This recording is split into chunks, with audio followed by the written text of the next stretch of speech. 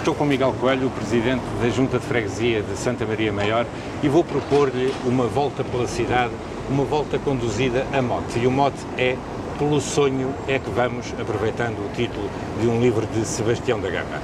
Vou dar vários motes ao Presidente e ele vai desenvolver. Sr. Presidente, muito obrigado por estar connosco.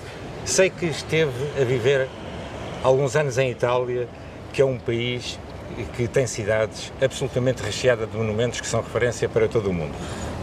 Lisboa, o que é que tem para oferecer? Qual é o seu sonho para Lisboa nesse aspecto? O que é que nós podemos oferecer ao mundo nesta cidade que já tem centenas de anos?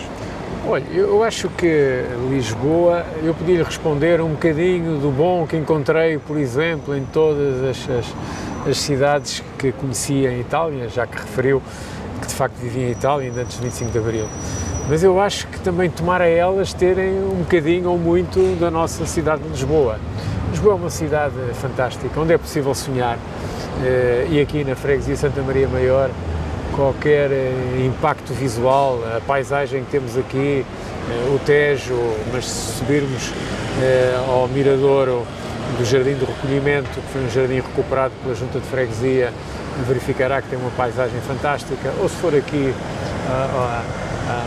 ao Arco da Rua Augusta, lá acima, terá uma visão a 360 graus da cidade absolutamente incrível, que nos permite sonhar e imaginar como foram as primeiras caravelas quando os portugueses se abriram ao mundo e partiram para o mundo, ou se for ao Castelo de São Jorge e também ver as magníficas vistas que é possível obter de cada enquadramento do Castelo de São Jorge, também lhe permite olhar, mas também se andar pelos bairros de Alfama, pelas ruas do bairro de Alfama, ou da Moraria, ou do Castelo, ou do Chiado Cosmopolita, e aqui abaixo a Pomalina, tudo isto invoca a imaginação, invoca o sonho, invoca a cidade que deveríamos ser também, mas também nos invoca as pessoas todas que aqui passaram, que aqui estiveram e que fizeram hoje da cidade de Lisboa uma cidade aberta, porque nós somos uma cidade de Porto, foi assim que nós começámos a evoluir, uma cidade aberta, que sempre recebeu, que partiu e que recebeu, e que sempre recebeu as pessoas de braços abertos, e nós hoje em dia somos esse conjunto, essa mistura de tantas civilizações, tantas culturas, tantas pessoas que vieram para aqui, que nos torna absolutamente fantásticos. Se eu tivesse que realçar os monumentos da cidade de Lisboa e desta freguesia, em primeiro lugar, realçava as pessoas, são o principal monumento que nós temos aqui e que nós procuramos, aliás, defender, preservar, transmitir os seus genes para as novas gerações. Uma iniciativa que nós tomámos aqui há uns tempos e que estamos a replicar agora é fotografar em pedra, através daqui de uma fotógrafa muito conhecida que nós temos aqui, que é a Camila Watson, que viveu na Moraria durante muitos anos, que desenvolveu a técnica de gravar em pedra os seus retratos das pessoas ainda vivas que são autênticos monumentos da cidade, no seu bairro, na nossa cultura diária, na nossa vivência, e de facto o que Lisboa tem de melhor são as pessoas. E depois, claro, os monumentos, quer dizer, esta praça não é igual à Praça Veneza, é melhor, para mim é mais bonita que a Praça, claro, mais ampla, não é? E portanto Lisboa tem tudo, não é? Lisboa tem tudo. E, Sr. Presidente, mas também é uma cidade que não se enterra no passado, é uma cidade dinâmica. Eu já cheguei, infelizmente aos 60 anos. E eu também, não falo disso. E lembro-me da diferença abissal que era esta praça quando eu era miúdo, cheia de carros, etc. Lisboa também se muda claro assim, que sim, claro continua que a ser sim. dinâmico. O que é que temos de novo para oferecer aqui nesta freguesia? Ouça, eu acho que aquilo que nós de novo temos para oferecer é sobretudo uma capacidade de percebermos os outros, percebermos as tendências positivas, também há tendências negativas, tendências positivas que vão surgindo pelo mundo fora e que também surgem aqui, e a capacidade de mostrarmos que estamos também na vanguarda. Diz-se que nós não fizemos a Revolução Industrial, ou chegou tarde a Revolução Industrial ao nosso país, é verdade, e pagámos por isso 50 anos de atraso, que ao fim e ao cabo correspondeu ao período da ditadura. Mas a Revolução Terciária nós estamos na vanguarda E isso é muito importante e nota-se aqui, quer dizer, nós já não somos o país apenas do comércio tradicional, somos o país das startups, somos o país da inovação, somos um país que tem muito para oferecer ao mundo e aos quais os outros vêm cá inspirar. E isso é algo de extraordinário e de muito positivo e que nós temos que aproveitar para continuar a potenciar para o bem civilizacional ao qual nós contribuímos também e de uma forma decisiva. E a nossa freguesia é um centro fulcral desse desenvolvimento, desse acolhimento de novas perspectivas, novas vivências? Sim, a nossa freguesia tem que ser esse centro fulcral. É evidente que para o ser nós temos que ter algo que atrai as pessoas e eu acho que o mais importante que nós temos aqui também é a nossa cultura tradicional, não é incompatível uma coisa com a outra. Alfama é o que é, a Mouraria é o que é, porque tem uma gênese de base cultural que nos torna atraentes. Há bocado falávamos informalmente sobre as nossas vivências em Itália, um país que ambos estimamos muito. Bom, o que Roma tem de melhor são as pessoas, que para além dos monumentos é ir a Trastevere e ver como as pessoas são genuínas, como as pessoas interagem umas com as outras. Lá toda a gente se trata por tu, por exemplo, praticamente. Nós aqui ainda temos muita mania do senhor doutor, lá toda a gente se trata por tu, lá quase ninguém anda de gravata. Aqui, enfim, quer dizer, a gravata, apesar de tudo, é um símbolo. E isto é algo que nós não podemos perder, a nossa base genuinamente cultural e a nossa diversidade. Olha, você neste território já pensou que tem, deste lado aqui no Chiado, tem, por exemplo, em termos de gastronomia, tem as estrelas Michelin, estão aqui concentradas aqui na cidade, mas depois atravessa a freguesia, atravessa a Baixa, caminha para a Mouraria e para a Alfama, encontra a sardinha assada e encontra, se calhar, grandes tascas. Eu agora não vou referir uma, posso estar aqui a ser injusto com outras, mas encontra, de facto, também autênticos templos culinários e isto é a nossa riqueza, é aquilo que nos faz fortes e coesos também. Eu nunca me assustou a diversidade nem a diferença. Acho que ela é absolutamente necessária para criar sinergias e para conseguirmos produzir aquele tipo de riqueza que é sustentável e aquele tipo de sociedade onde todos cabem, todos têm o seu lugar e todos partilham alguma coisa e todos aprendem uns com os outros. E nesse aspecto Lisboa é uma lição de vida para o mundo inteiro. Era isso era o próximo mote que eu lhe ia dizer, era esse acolhimento, a nossa freguesia como um local de acolhimento de todas as culturas. Quem andar ali pelo Martim Muniz, pelo Bairro Alto, parece a ONU na Mouraria.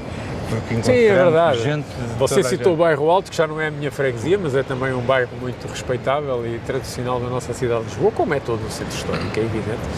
Mas quem andar pela Mouraria, quem andar por Alfama, quem andar aqui pela Baixa, vê que de facto você agora deu uma expressão que nunca tinha ocorrido, parece a ONU, parece as Nações Unidas, de facto isto parece um centro cosmopolita onde toda a gente quer vir, toda a gente se sente bem e toda a gente troca ao fim e ao cabo informação, troca experiência, troca culturas e isso é muito positivo.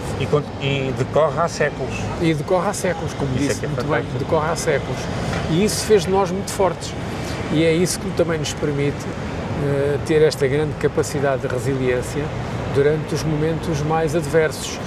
A cidade soube resistir aos tempos obscuros da ditadura, onde, para além da opressão física, a opressão política, também havia uma opressão cultural, e encontrou formas de resistência e formas de afirmação cultural que foram de resistência, algumas muito subtis, outras até mais evidentes, com as quais a ditadura não soube bem como lidar, e a cidade, depois da liberdade e da Revolução de Abril, soube também explodir, no bom sentido neste caso, em diversidades várias, em afirmações, respeitando o tradicional, o antigo e criando novas formas também de se afirmar. E isso é Lisboa. E as mesmas pessoas que vão, por exemplo, ao Largo, Festival de Música, que você tão bem apresenta ali no Chiado, também são as mesmas pessoas que são capazes de ir à Mouraria ou Alfama, assistir ao fado tradicional, ou a juntar-se na festa do Fernando Maurício, ou assistir à exibição de diversas formas culturais das comunidades que aqui estão, porque sentem que isto é importante e vivem com isso e enriquecem com isso. E isso é que nos faz aqui nos dá também a grande capacidade de sonhar e de acreditar que, porventura, todo o planeta pode ser um bom local para se viver se as pessoas souberem se respeitar umas às outras. Sr. Presidente, é uma coisa inevitável, não só em Lisboa, em toda a parte, é o envelhecimento da população. A nossa população em Portugal está a envelhecer. E pergunto-lhe o que é que a nossa freguesia tem para oferecer a essa gente que está, a esses habitantes que estão a envelhecer cada vez mais, é normal, em lazer, em meios de transporte. Em primeiro lugar, é preciso reconhecer uma coisa. Os velhos não podem ser considerados, eu não gosto da palavra velhos, os mais antigos não podem ser considerados um empecilho para nós todos. Pois é, isso mesmo. Têm até que ser considerados, e tem sido essa a grande afirmação da Junta, têm que ser considerados como património cultural vivo, como património de conhecimento que é preciso saber transmitir às novas gerações. E isso é o primeiro, é o ponto de partida. E nós aqui temos procurado seguir esse princípio. Depois, naturalmente, é preciso perceber, olha, eu falo por mim que você disse que infelizmente já tinha chegado aos 60 anos, não é? Bom, eu estou quase a chegar à outra década, falta ainda um bocadinho, mas pronto, já estou mais para lá do que para cá nessa década. É preciso perceber que, claro que o avanço da idade tem implicações na nossa própria forma de estar física. E esse é o papel que a sociedade tem que ter, e também os poderes locais têm que ter, é de facilitar a vida às pessoas. Eu dou-lhe um exemplo. O maior património cultural, um dos maiores patrimónios culturais que nós temos aqui na nossa freguesia é a riqueza da calçada. A calçada à portuguesa. É um património cultural inestimável que nós temos que preservar. Mas temos que perceber também que a calçada maltratada ou a calçada colocada em sítios despropositados é uma armadilha para a segurança e para a vida das pessoas. E, portanto, é preciso saber conciliar. Qual tem sido, por exemplo, a resposta da Junta? Preservando a calçada, misturando pedra que dê mais segurança e mais atração às pessoas no solo. É preciso perceber que as pessoas, a partir de uma determinada idade, precisam que as ajudem em termos de alimentação, até às vezes por uma questão de segurança das suas próprias habitações. E nós temos que ter essa resposta como temos com a nossa mesa dos afetos. É preciso perceber que ainda há na sociedade algum egoísmo, ainda há muitos filhos, neste caso também muitas vezes não é por egoísmo, tiveram que partir para outras cidades, para outras localidades, alguns para o estrangeiro, e que os pais entretanto foram envelhecendo e que não têm companhia e que não têm apoio. Pois temos que ser nós a fazer isso e temos-lo feito. Isto é, agora, isto tem que ser feito não com o espírito de caridade, não com o espírito de assistencialismo puro e simples, é preciso assistir, claro que sim, mas tem que ser feito com o espírito de reconhecimento e, sobretudo, de perceber que estas pessoas têm um património, carregam consigo um património histórico, um património de vivências, um património de cultural que é preciso transmitir às novas gerações. E isso também é algo que estamos a trabalhar e que vamos brevemente, aliás, dar saltos qualitativos nessa matéria. E coloquei na minha equipa um jovem a tratar disso, que é um homem de cultura também, é o Ricardo Dias. Coloquei na minha equipa um jovem a tratar disso para que nós possamos também transmitir esses saberes às novas gerações e, porventura, também a outras pessoas que têm estado mais desatentas com estas questões. É preciso sonhar, quer dizer, é preciso também sonhar nessa matéria e depois tentar realizar os sonhos. Muitas vezes não se conseguem concretizar, mas alguns podem motivar transformações e iniciativas. Sr. Presidente, uma das grandes preocupações do mundo, e felizmente, tem sido a preocupação ecológica. O que é que a nossa freguesia, que é uma freguesia tão antiga, tem de novo para oferecer, se é que isso é uma preocupação da freguesia neste momento? É e vai continuar a ser, e porventura, depois de abordadas, na minha perspectiva, com algum sucesso, alguns dos primeiros problemas que tínhamos aqui, sobretudo as questões da mobilidade pessoal das pessoas nas suas casas, na segurança, nas suas casas, enfim, e aquilo que acabámos de referir, os problemas de alimentação, que é preciso garantir que as pessoas já não consigam cozinhar ou que reconheçam que não podem cozinhar, quando depois de resolver esses problemas mais imediatos, nós criámos, por exemplo, uma universidade sénior que tem uma ocupação extraordinária e tem resultados também, não sei se conhecem ou não, mas desafio aqui da freguesia, visitar não. a nossa universidade sénior, chama-se A Saber Maior, desafio a visitá-la também para perceber o grande trabalho que se faz ali, ocupacional com as pessoas e de desenvolvimento de conhecimento muito importante. Nós decidimos que agora temos que dar aqui uma grande prioridade às questões ambientais, não porque não estivéssemos atentos e não estivéssemos a dar, mas agora colocá-la no centro das nossas atenções. E é evidente que é uma área que nós não somos nunca autossuficientes, não se consegue resolver o problema ambiental de Santa Maria Maior se, por exemplo, a Avenida da Liberdade continuar a ser a principal via de poluição da Europa até. Isso não sabia. Agora, com estas limitações que houve, a coisa reduziu um bocado, mas continua a ser. Por exemplo, aqui há uns tempos atrás, a Câmara lançou uma proposta que foi polémica, que foi a criação da Zona Zero aqui no centro histórico. A Zona Zero é a zona de emissões reduzidas e, portanto, uma limitação drástica da circulação automóvel. Porventura, a proposta inicial não poderia ser aceito por nós todos, porque criava aqui grandes constrangimentos a quem cá mora, mas depois do debate público já se apontavam soluções aceitáveis, ainda não estava tudo adquirido na perspectiva da Junta, mas já se estava a caminhar no bom sentido.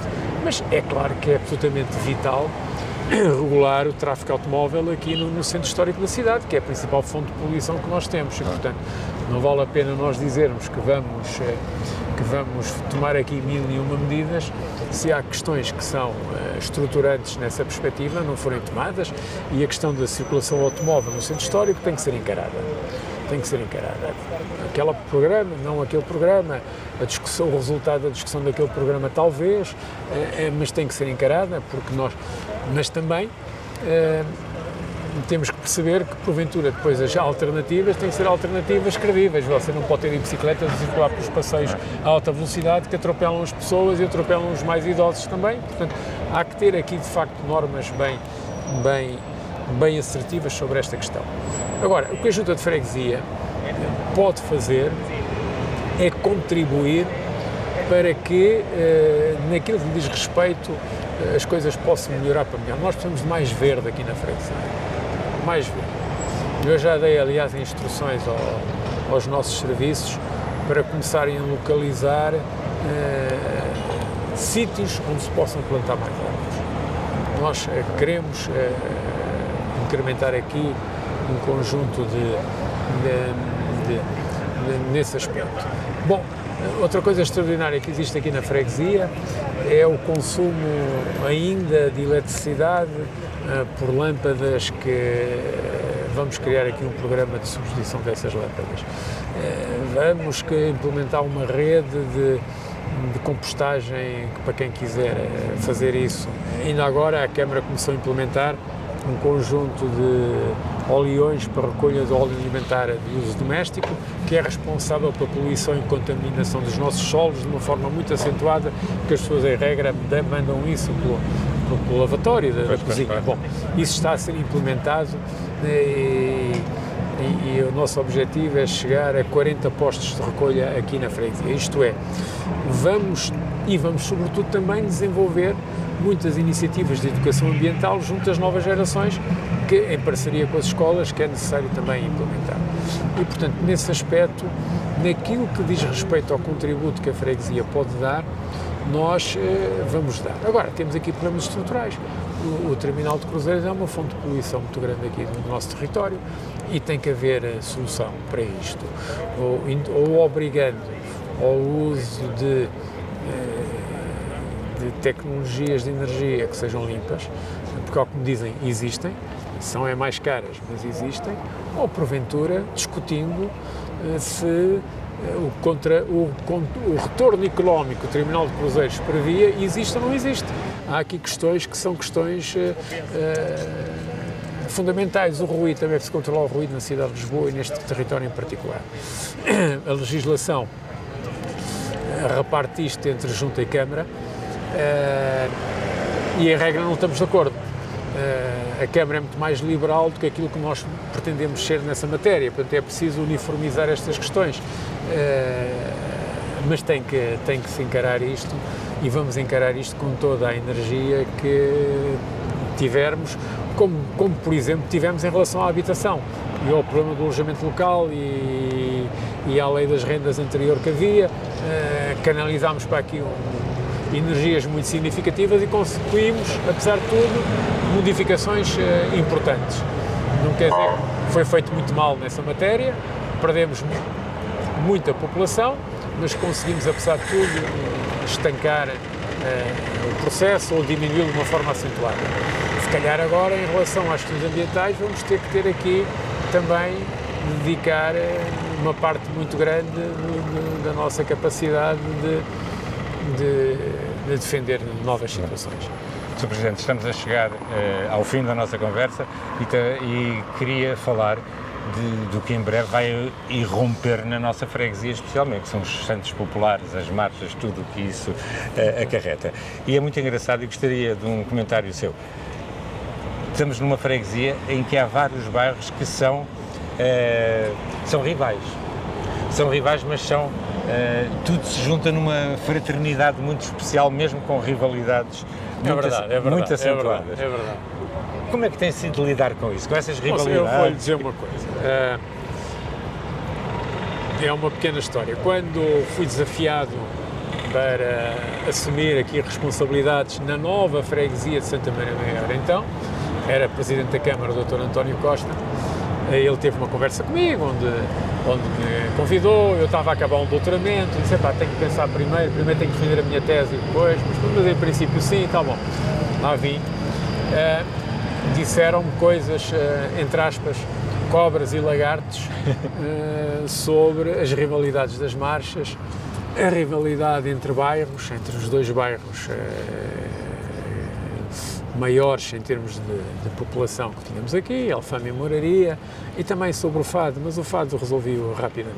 Bom, mas estas marchas, de facto, apercebi-me que era capaz de ser uma tarefa difícil, mas também sonhei que era capaz de ser possível ter aqui uma sã convivência. E acho que conseguimos isso. O mérito não é tanto o meu ou da minha equipa. O mérito é, de facto, porque era muito artificial essa ideia da rivalidade, entre aspas, inconciliável. Não é verdade, quer dizer, há marchantes de bairros em marchas diferentes, as pessoas vão-se conhecendo, há relações familiares entre marchantes em marchas diferentes, maridos, mulheres, quer dizer, portanto, e depois a Junta foi um elemento presente, no sentido em que teve sempre uma postura de igualdade perante todas as marchas. Isto é, independentemente daquilo que cada um de nós possa preferir ou achar quem é melhor, a postura da Junta foi apoiar da mesma maneira qualquer marcha que fosse aqui de uma coletividade da freguesia. E as pessoas perceberam que havia seriedade neste ponto de partida e, portanto, isso também ajudou a criar um excelente ambiente. É evidente, quando chega a altura da marcha, infelizmente eu gostava de sonhar que este ano havia marchas, mas não vai haver, só para o ano que vem é que vão haver marchas, mas enfim, vamos regressar em força para o ano que vem. Não é? As marchas não é só aquele conjunto de 40 rapazes e raparigas que se juntam para marchar porque gostam, acham piada, não. As marchas é um bairro inteiro a trabalhar para uma marcha. E durante um ano. E durante um ano. E é um bairro inteiro a dar sugestões. E é um bairro inteiro a meter cunhas aos diretores das coletividades. Ponha o meu filho, a minha filha, pequenina, isto é é como aqueles pais que levam os filhos ao clube de futebol, põe o meu filho a jogar, a treinar, que ele tem muito jeito, é a mesma coisa, e portanto é algo que está aqui entranhado no ADN destes bairros. E veja lá, foi possível sonhar, porque as marchas até foram uma invenção do Estado Novo, se não me engano, foram uma invenção do Estado Novo, e portanto foram, porventura, lançadas numa ótica de propaganda, de uma certa paz social que poderia haver, e também, porventura, numa perspectiva de distrair o povo de coisas mais importantes, como era a opressão, a ditadura, etc. e tal. Mas as próprias marchas souberam, a partir daí, muito sabiamente, através das suas coletividades, criar formas de resistência, de mensagens, através das letras das suas músicas, e a mobilização que aquilo criou também ajudou muito as pessoas a irem contactando e a falar umas com as outras. As próprias marchas acabaram por se tornar um elemento subversivo, porventura, um elemento, pelo menos, não tão comodista ou não tão a jeito como as autoridades na altura pensaram quando desfizeram, e foram assimiladas pelo povo, e hoje em dia é impensável não haver marchas populares na cidade de Lisboa. É evidente, este vírus terrível paralisou isto tudo. A prudência manda que este ano ainda não se realize nada, mas para o ano que vem vamos regressar em força. O sonho é que vamos. Sonhamos e vamos certamente conseguir isso. Para o ano que vem vamos regressar em força. Como este ano vamos regressar com o Festival ao Largo e vamos pôr a ópera na rua outra vez, e vamos fazer o fado maior, e portanto as visitas cantadas este ano vai se chamar Fado Maior, e vamos outra vez pôr o fado na rua, naturalmente respeitando todas as regras que foram estabelecidas, mas é preciso também pôr as pessoas a sonhar e pôr as pessoas a acreditar que é possível vencer esta crise terrível, que é global, e que felizmente a vida vai continuar e virão tempos melhores. Sr. Presidente, estamos nesta praça maravilhosa, que é uma das praças do mundo que, a meu ver, mais convida ao sonho, com esta abertura ao mar, com esta largura, com esta amplidão. Portanto, o que lhe pergunto para finalizar a nossa conversa é: qual é o seu sonho para a freguesia de Santa Maria Maior? Sim, freguesia. Também Lisboa, claro, porque isto é o centro, não é? É a joia da coroa. Claro. Ouça, eu queria que isto fosse cada vez mais uma freguesia onde todos possam estar. As pessoas mais humildes, a classe média, onde a habitação fosse segura para toda a gente, não houvesse este problema de instabilidade na habitação, onde houvesse mais jovens, e portanto nós precisamos de mais jovens a vir morar para aqui, onde houvesse, eu gostava muito que houvesse uma universidade aqui nesta zona, devo dizer, precisávamos muito ter uma universidade aqui, onde houvesse uma inclusão social mais acentuada ainda, onde fosse ao fim e ao cabo possível usufruir deste espaço. Eu bem sei que o sol impede que se façam sempre aqui coisas permanentemente aqui no centro, não é? Mas onde se fosse usufruir todo este espaço, daqui ao Rossio, aos restauradores, à Moraria, ao Chiado, à Alfama, e onde as pessoas pudessem perceber sempre quanto ricos somos do ponto de vista cultural, que é sempre numa diversidade muito grande. Nós temos no Chiado as coisas mais eruditas, e depois ali temos as coisas mais populares, genuínas, não populares no sentido facilitador do termo, e onde, ao fim e ao cabo, se percebesse que Lisboa é uma cidade de todos, é uma cidade do mundo. E isso só é possível com gente boa, cá temos, com mais gente, só é possível com inteligência. Por isso é que eu disse que gostava de ter aqui uma universidade, iria animar isto de uma forma impressionante, traria para aqui novas atividades comerciais, até industriais, onde houvesse aqui, onde a Rua dos Douradores fosse uma rua onde pudesse ser um cluster de artesãos de qualidade, e depois a Rua dos Sapateiros fosse também uma rua que pudesse ali afirmar uma outra especificidade em concreto, a Rua dos Empreendedores, isto é, os centros históricos são o coração das cidades e definem o que é que uma cidade é também no resto. E nós não podemos aceitar que nos descaracterizemos e não dar pelas lojas da fast food ou do comércio, com todo o respeito que eu tenho, do comércio das bugigangas feitas não sei aonde, está a perceber? Sim. E, portanto, nós precisamos ter aqui, afirmar muito do que é nosso português, de qualidade, receber, claro, tudo aquilo que bom que vem de fora e ter aqui muita inclusão, quer dizer, precisamos mais pessoas aqui a viver. O meu sonho é ter mais pessoas aqui a viver, com todas as condições e onde o automóvel conviva com quem anda a pé, na devida proporção, e também haja espaço para as bicicletas e haja espaço para as pessoas com mobilidade reduzida e possam circular à vontade, com segurança aqui na freguesia, onde haja mais crianças. Temos poucas crianças aqui na freguesia. Haja mais crianças e se calhar até abrir mais escolas quando for necessário e portanto, e acho que é um sonho que se pode alcançar. É um sonho que se pode alcançar. Não se faz de um dia para o outro com uma varinha mágica, mas é um sonho que se pode alcançar. Alguns passos estão a ser dados, outros, a meu entender, se calhar deveriam ser mais urgentes, mas pode-se alcançar isso. Sr. Presidente, estamos nesta praça que é uma verdadeira máquina do tempo. E é isso que lhe vou perguntar para terminar a nossa conversa. Se eu lhe desse a possibilidade de fazer uma viagem no tempo, para onde é que iria? Ouça, eu, se pudesse viajar a épocas dos descobrimentos, ou estaria a comandar uma caravela, ou então seria marinheiro de uma caravela, dependia. Sempre eu a viajar. Gostava de, como português, gostava de ter sido protagonista dessa epopeia dos descobrimentos, porque acho que isso também é que nos tornou